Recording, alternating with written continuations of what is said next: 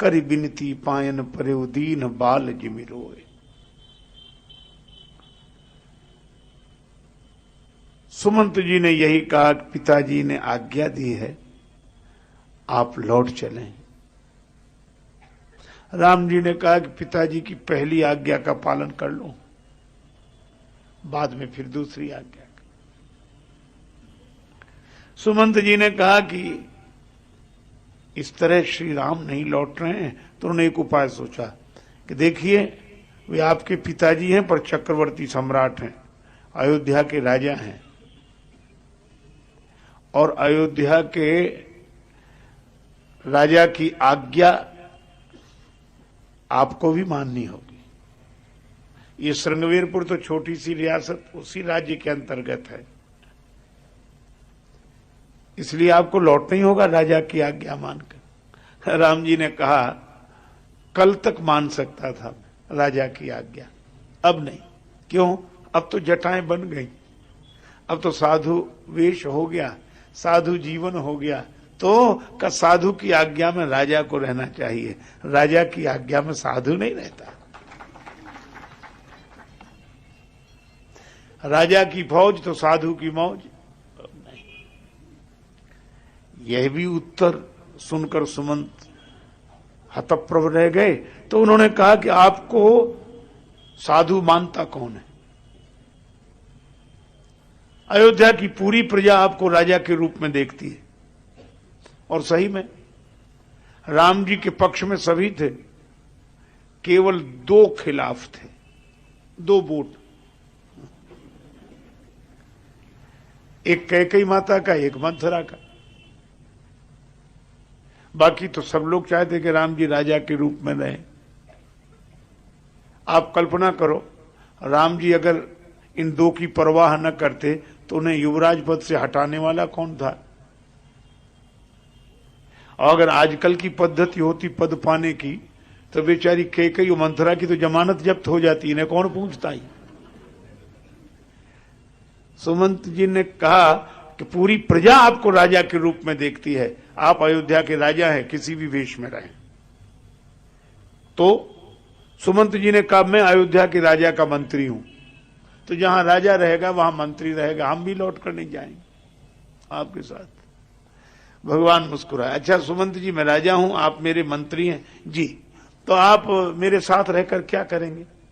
का मंत्री का काम है राजा की आज्ञा का पालन करना। राम जी बोले, तो मैं राजा की हैसियत से आज्ञा दे रहा हूं कि आपकी मुझे वन में कोई जरूरत नहीं, आप अयोध्या लौट जाएं।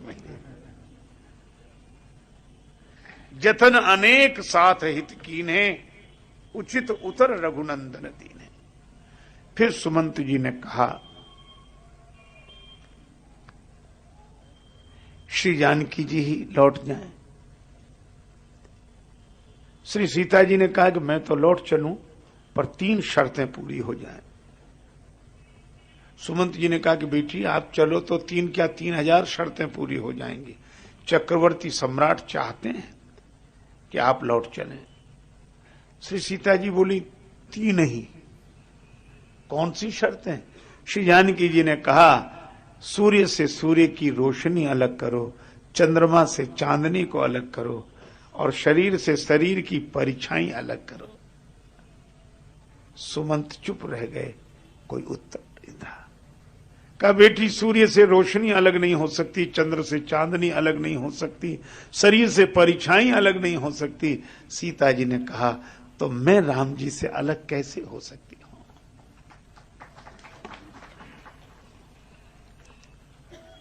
पर आप यहां एक भूमिका देखेंगे, और सबने तो नम्रता पूर्वक कुछ कुछ कह दिया, लेकिन गोस्वामी जी लिखते हैं, लखन कहे कछु बचन कठोरा। लक्ष्मण जी ने कुछ ऐसे वचन कहे कि श्री तुलसीदास जी भी लिखते नहीं है। पर राम जी ने कहा, नहीं लक्ष्मण।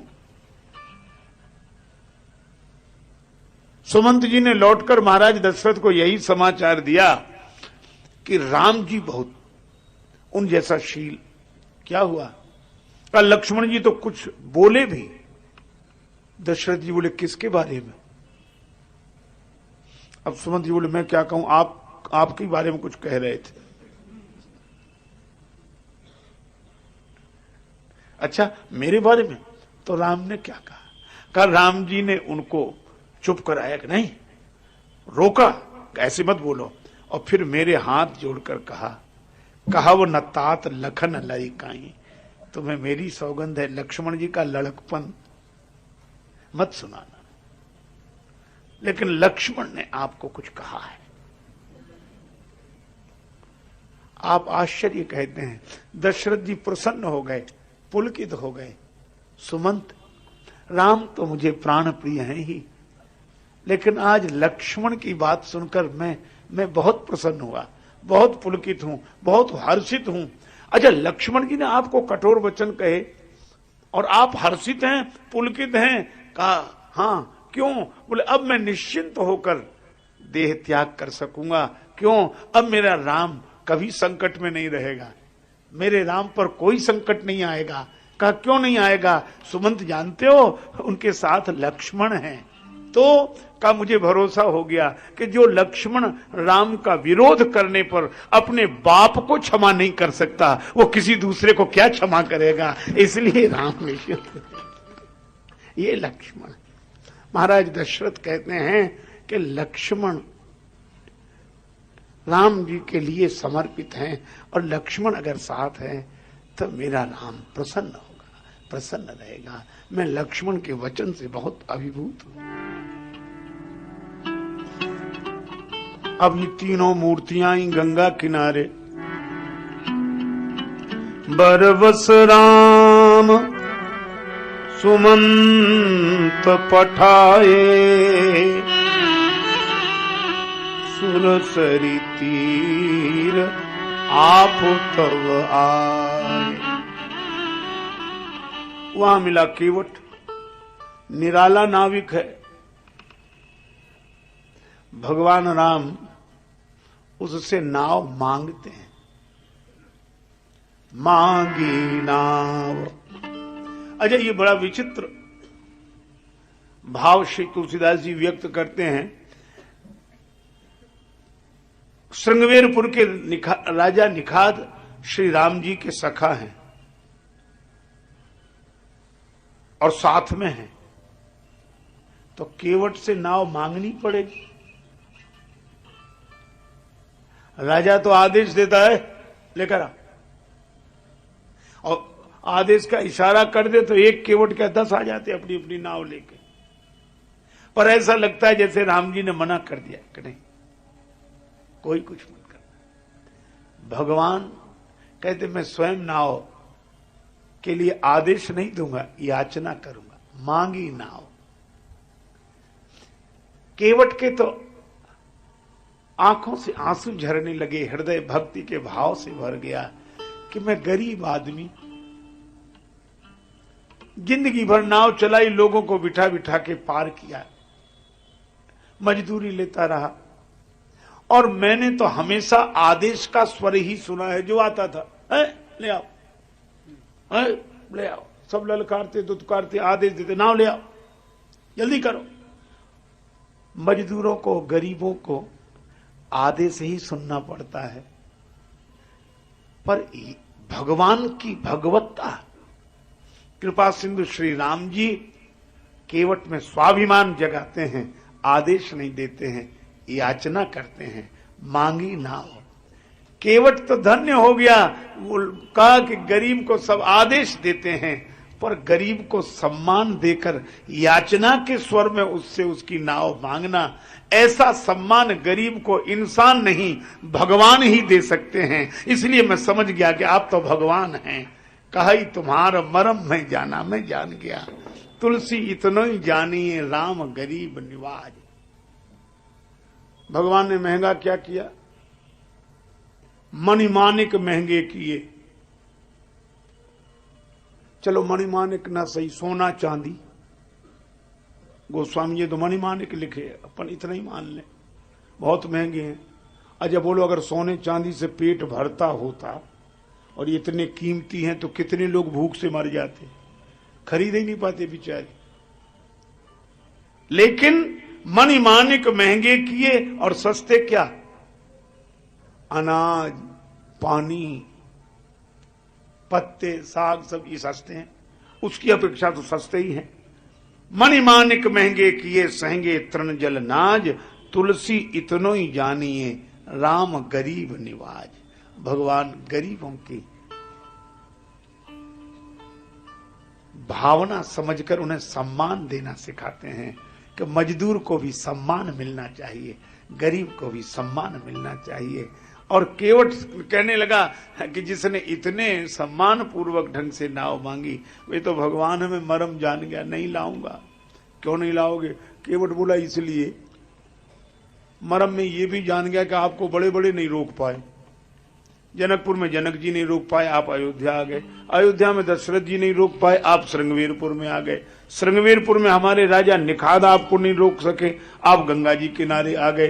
केवट बोला जब बड़े बड़े आपको नहीं रोक सके तो हमारी क्या सामर्थ्य जो आपको रोक लें, और चाहते हैं कि आप रुकें। तो हमने एक सरल उपाय सोचा, क्या? ना नाव लाऊंगा ना पार करूंगा, अपने आप रुके रहोगे।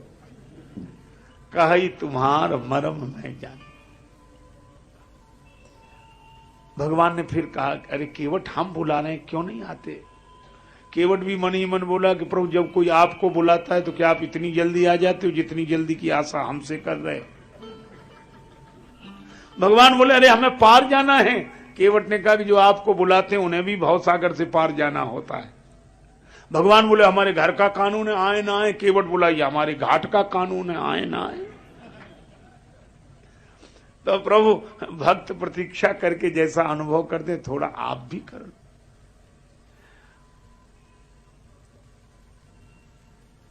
भगवान ने लक्ष्मण जी की ओर देखा। अच्छा, राम जी को तो अपमान लगता ही नहीं, सदा समत्व में।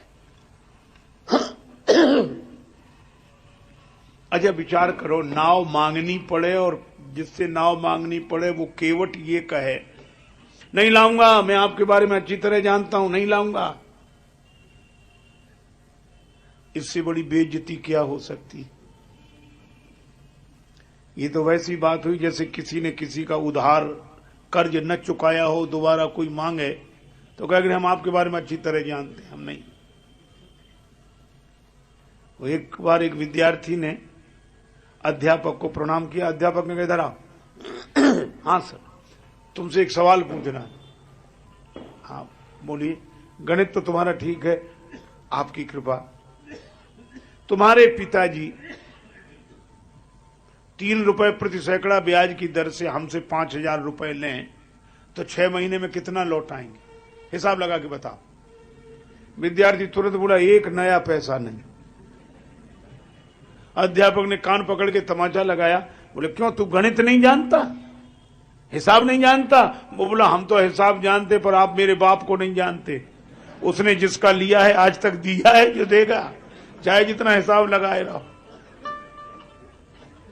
तो अगर किसी की ऐसी साख बन गई हो, अच्छा भगवान ऐसे मौके पर भी हंस रहे। नाव चलाने वाला मजदूर भी कह रहा है नहीं लाऊंगा, मैं आपके बारे में अच्छी तरह जानता हूं। राम जी की जगह दूसरा कोई होता तो यही, हमारे ऐसे भी दिन आएंगे, हमको ये पता नहीं था। कल तक कैसे ठाट, आज नाव मांगनी पड़ रही। कोई बात नहीं, हमारे दिन ऐसे हैं, तुम भी कर लो। मिलने दो, फिर बताएंगे तुम्हें भूलेंगे नहीं हम।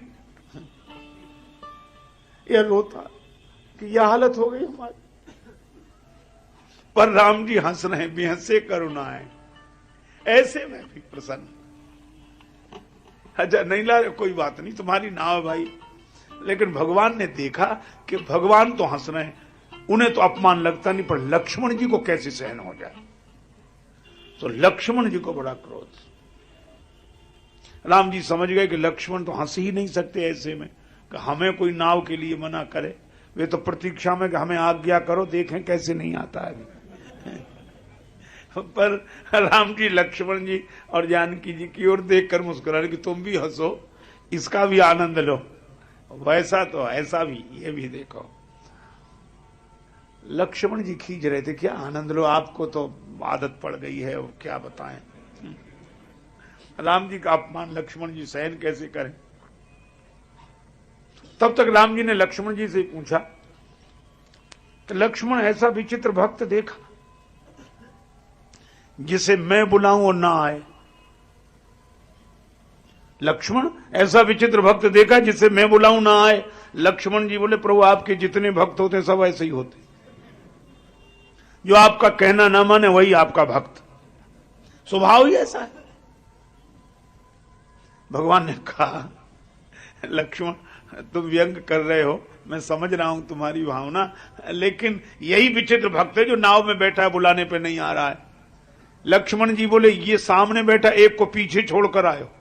का किने? का सुमंत को। सुमंत काहे में बैठे हैं? का सुमंत बैठे रथ में, केवट बैठा है नाव में। सुमंत जी से आप कहते हो रथ लेकर अयोध्या जाओ और केवट से कहते हो नाव लेकर आओ। सो एक को भेजते हो तो वो जाता नहीं है, दूसरे को बुलाते हो तो वो आता नहीं है। ना ये कहना माने ना वो कहना माने, आपके जितने भक्त सब ऐसे ही।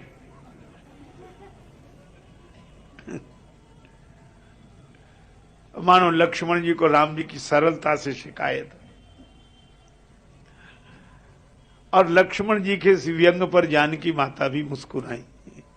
पर वचन रचना में परम प्रवीण श्री राघवेंद्र ने कहा लक्ष्मण बात तो तुम ठीक कह रहे हो, ये लोग कहना नहीं मान रहे, ना ये ना वो। पहले मानते थे सब, अब नहीं मानते।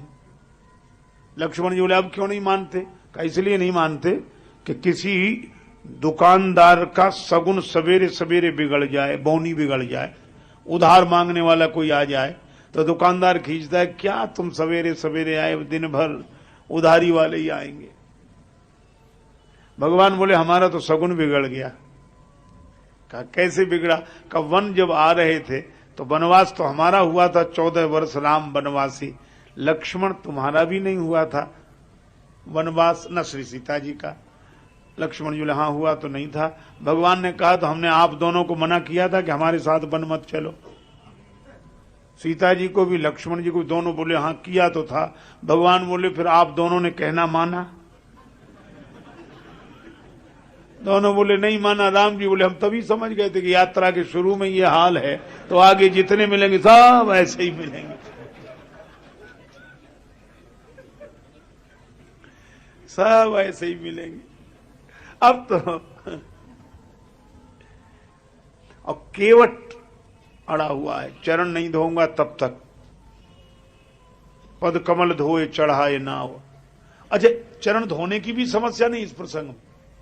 केवट कहता है अगर चरण धो लेता तो भगवान कोई मना कर रहे थे, पर केवट कहता है ऐसे नहीं धोऊंगा, मोहि पद पदुम पखारन कहो। समस्या कहने की थी। अरे किसी श्रद्धेय के प्रति आपकी श्रद्धा है, चरण छू लो। और ऐसा कौन होगा जो अपने चरण फैला के कह के चलो छुओ आओ? ऐसा तो कोई वही कहेगा जिसका शर्म से कोई संबंध ना हो। अब राम जी जैसे संकोची कैसे कहते कि चलो हमारे चरण धो, पर केवट कहता है जब कहोगे तब धोऊंगा।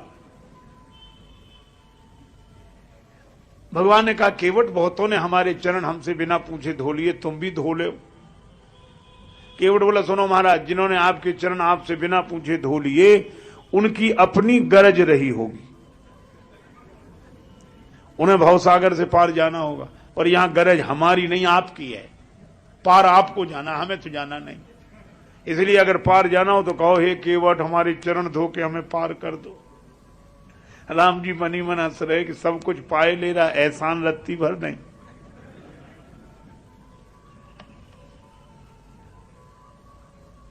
केवट बोला कि चरण धुला लो। भगवान बोले अगर धुला ले तो? केवट बोला कोई हम पे एहसान करोगे? चरण धुला लोगे तो नाव में बिठा के पार कर दूंगा, एक सुविधा दूंगा, क्या उतराई नहीं लूंगा। उतराई क्यों नहीं लोगे? बोले आपके पास देने को हो गई क्या? जो बात आप बाद में कहोगे तो हम पहले ही कह देना, बाबा जी बने घूम रहे हो वन में तो काहे को। अब केवट करे विनोद, राम जी को आवे आनंद और लक्ष्मण जी को क्या। लेकिन आश्चर्य, केवट कह रहा था कि चरणों से खतरा है, चरण अगर छू गए नाव नारी बन जाएगी। इतने में भगवान भी विनोद कर रहे हैं, उनको भी बड़ा रस आ रहा है। केवट से बोले अरे तो नाव नारी बन जाएगी तो क्या है, जड़त्व से मुक्त हो जाएगी, पार करने वाली खुद पार हो जाएगी। नाव तो जड़ है, नारी बनेगी तो चैतन्य होगी। केवट बोला वही तो समस्या है, क्या नाव नारी बनेगी घाट पे, और जब नारी बन जाएगी तो घाट पे थोड़ी घर में जाएगी। हाँ तो क्या करना है, बोले घर में जो पहले से है सो, वो तो नाव को नारी बनते देखेगी नहीं है, चमत्कार यहां होगा और झगड़ा वहां होगा। वो तो यही समझेगी नाव बेचकर दूसरा विवाह करके लाए, तो उसको मैं कैसे समझाऊंगा, घर नहीं घर क्यों समझाई हो जू, उसको कैसे समझाऊंगा। लक्ष्मण जी ने कहा रहने दे, उसको कैसे समझाऊंगा, भगवान को समझा रहा है, भगवान को समझा रहा है और कह रहा है कि पत्नी को कैसे समझाऊंगा। केवट बोला लक्ष्मण भैया अब अपने अनुभव की क्या कहूं, क्या भगवान को समझाना आसान है,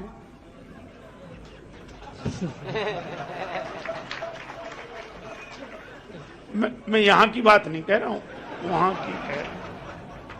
वो कहता है कि भगवान को समझाना आसान, महाराज पत्नी को कैसे समझाऊं, घर नहीं घर क्यों समझाई हो जी। अब भगवान हंस रहे हैं केवट के अटपटे वचनों पर, और इतनी देर में केवट बोला नहीं नहीं चरण धुला लो, फिर कोई बात नहीं नाव में बिठाए। कि केवट का बेटा बोला बोले सुनो सुनो पिताजी, ये कितने ही चरण धुलाने, इन्हें नाव में मत बिठाना। केवट का बेटा कह रहा का डर क्या है, चरणों से ही तो डर है, शिला को छुलाए नारी बन गई। केवट का बेटा बोला हाथों से भी डर है, हाथ भी इन्होंने किसी को छुलाए थे, किसे, जनकपुर में धनुष को छुअते ही टूट पिनाक पुराना। चरण छुए शिला से तो नारी बन गई, हाथ छुए धनुष से धनुष टूट गया, इसलिए किसी भी दशा में नाव में बिठाओ ही मत। लक्ष्मण जी ने सोचा कि बाप है सो है, बेटा और गजब। लक्ष्मण जी ने कहा ये ऐसे नहीं मानेगा। अच्छा एक बात आपने देखी, केवट कहना भी नहीं मान रहा है और वाक्य इतने बढ़िया बढ़िया बोल रहा है। सुनो आप ध्यान से, चरण कमल रज कहां सब कहां है। पहले बोला आपके चरण कमलों की धूल का ये चमत्कार, फिर मोह पद पदुम पखारन काहू पद पद्म, फिर बोला पद कमल धोए। लक्ष्मण जी ने कहा कि बोलने में ऐसा पद कमल, चरण कमल, पद पद्म, और कहना मान नहीं रहा है। अच्छा आपने देखा होगा कई बार आदमी जब अपने स्वाभाविक रूप में आता है तो सही शब्द निकलते हैं, और बनकर बोले तो फिर सावधानी पूर्वक बोलता है। एक गांव में एक सज्जन गए, छोटा सा गांव था और छोटे से गांव का नाम था रामपुरा। तो उन्होंने पूछा, बुंदेलखंड के गांव की घटना है उधर ही। तो एक ने पूछा क्यों, वो शहर का आदमी था, बोले क्यों भाई साहब ये ग्राम रामपुरा है। सो अपनी बुंदेली बोली, बोला हाओ, ये ग्राम रामपुरा है, बोला हाओ। अब वो समझे नहीं कि ये रामपुरा है कि हाओ है, उसको लगे दूसरा कोई गांव। तो एक दूसरे से पूछा क्यों भैया रामपुरा है, वो भी कहे हाओ। अब जिससे पूछे ये रामपुरा है, हाओ। तब तक एक कोई शिक्षित व्यक्ति दिखाई दिए, तो उनका से इनसे उनको पास बुलाया, भाई साहब ये ग्राम रामपुरा है। तो बोला जी हां। बोले हद हो गई, आपने जी हां कहा तब समझ में आया कि ये रामपुरा है, बाकी लोग तो हाओ बोलते थे। तो उस पढ़े लिखे व्यक्ति ने कहा कि यहां जो पढ़े लिखे हैं वे जी हां बोलते हैं, और जो बिना पढ़े लिखे हैं वे हाओ बोलते हैं। तो वो पूछने लगा कि आप तो पढ़े लिखे होंगे, तो बोला हाओ। तो जो स्वाभाविकता थी निकल ही गई, बहुत संभाला उसने जी हां करके। लक्ष्मण जी को लगा कि केवट का जरा उपचार करना चाहिए, पद कमल पद पद्म चरण कमल, और कहना मान नहीं रहा है। लक्ष्मण जी ने कहा अभी देखो, कह रहा मोहि राम रावर यान दशरथ शपथ, पिताजी का नाम ले रहा है। और ये लक्ष्मण जी ने तूणीर से निकाला, बाण चढ़ाया धनुष पर, और जो बाण चढ़ा देखा केवट चरण कमल भूल गया, पद कमल पद पदम भूल गया। लक्ष्मण जी का बाण चढ़ा तो केवट बोला क्या, बरु तीर मारही लखन पे, जब लगी न पाए, जब लगी न पाए पखारी हो, तब लगी न तुलसीदास नाथ, पार पार उतारी।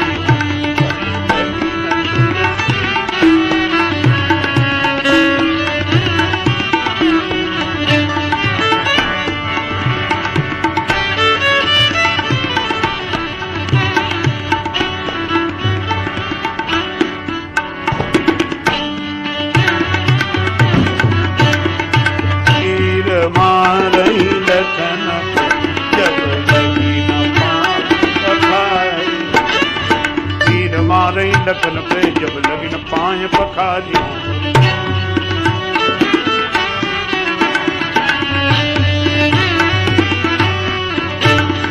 तीर मारे लखन पे जब लगी न पाए पखारी।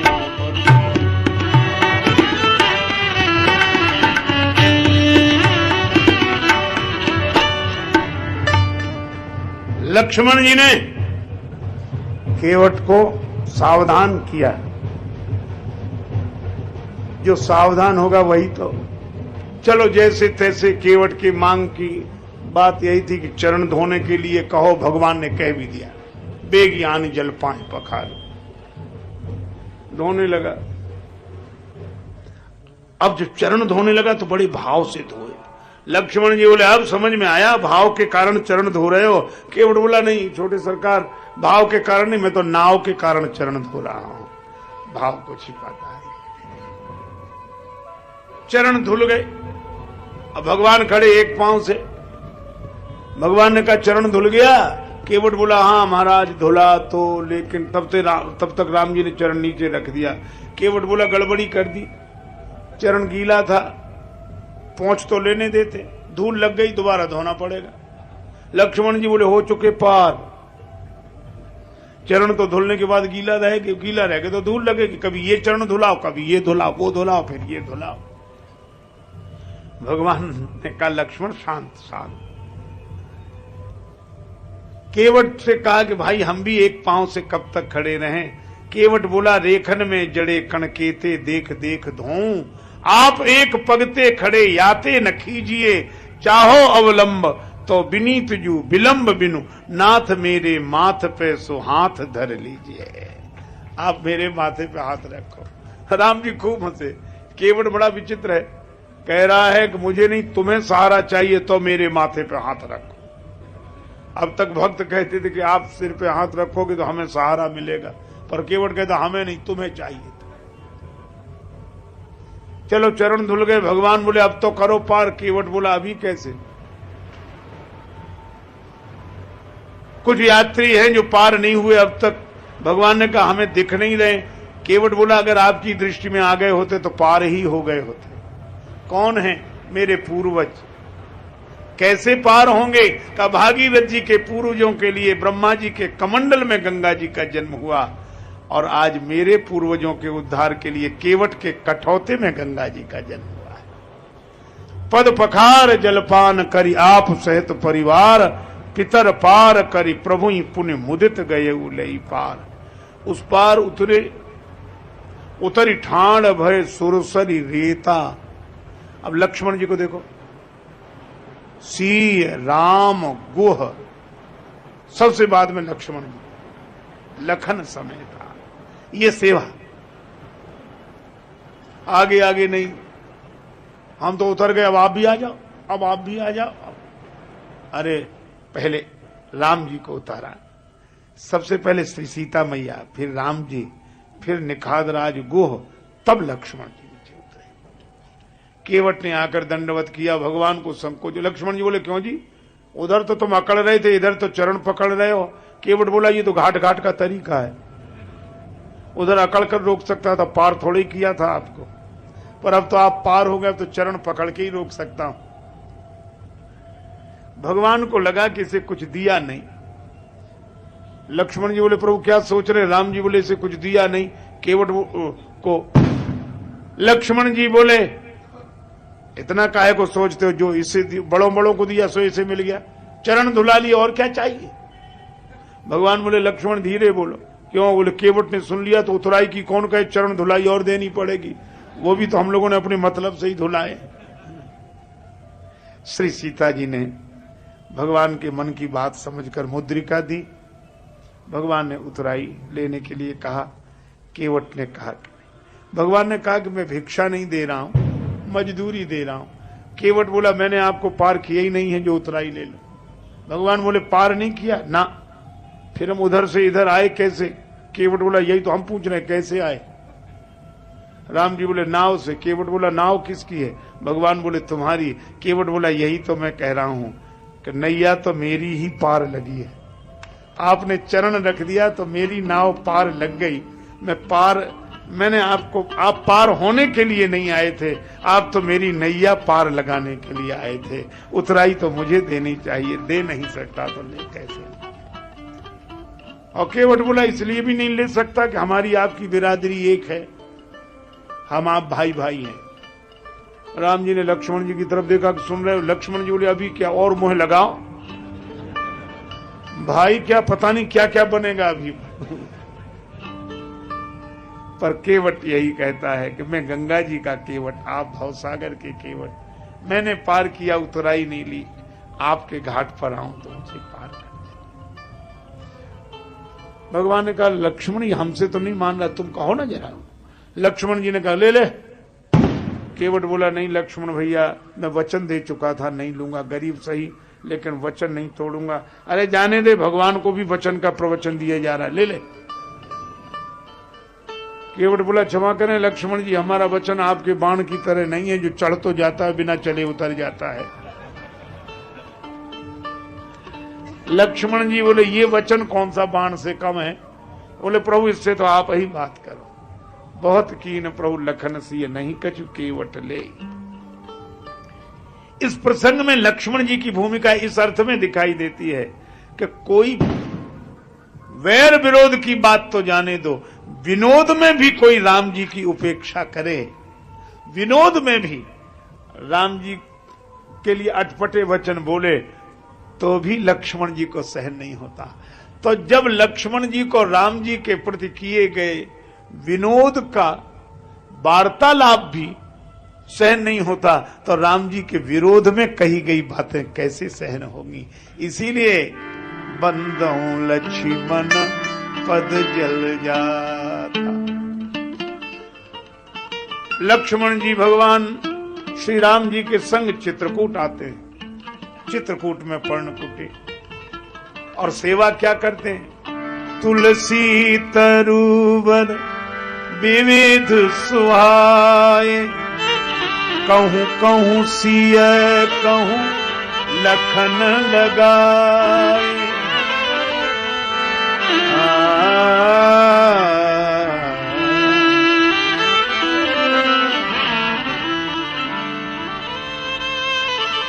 चित्रकूट में बहुत आराम से समय बीत रहा है। भरत जी आ रहे हैं, समाचार मिला। इधर सीता माता ने स्वप्न देखा। राम जी बोले लक्ष्मण यह सपना उचित नहीं है, कुछ तो अनर्थ होगा। लखन सपन यह नीक न होई। राम जी ने किसी और अर्थ में कहा, पर लक्ष्मण जी ने कहा कि तब तक एक आकर बोला सेन संग चतुरंग न थोरी। भरत अकेले नहीं आ रहे हैं, चतुरंगनी सेना है। अब राम जी ने कहा कि उधर वैसा सपना देखा श्री सीता जी ने, और इधर ये समाचार मिल रहा है लक्ष्मण कुछ अनहोनी है, पता नहीं क्या हो। लक्ष्मण जी ने देखा कि राम जी चिंतातुर हैं। लक्ष्मण जी ने देखा कि राम जी संकोच में चिंता कर रहे हैं कि भरत सेना लेकर आ रहे हैं। बस धन्य है लक्ष्मण जी। लक्ष्मण जी ने कहा कि प्रभु आप चिंता न करें, आप विश्राम करें, आराम से बैठें, आने दो सेना लेकर, कितनी भी बड़ी सेना क्यों ना हो, पर ये लक्ष्मण है, आज राम सेवक जस ले, भरत ही समर सिखावन दे। भरत शत्रुघ्न सेना लेकर आ रहे हैं, आज भरत को भी पता लगेगा और शत्रुघ्न को भी पता, जबकि शत्रुघ्न उन्हीं के अनुज हैं। लेकिन लक्ष्मण जी के लिए कोई संबंध नहीं है, उनके लिए तो राम जी ही सब कुछ है। महाराज कुटिल कुबंध कु अवसर ताकी, आपको अकेला जानकर आक्रमण करने आया है, लेकिन वो आपको अकेला न समझे। अब लक्ष्मण जी जब बोलने लगे, देवता डर गए, क्योंकि लक्ष्मण जी तो काल भगवान है और काल से तो सब डरते हैं। देव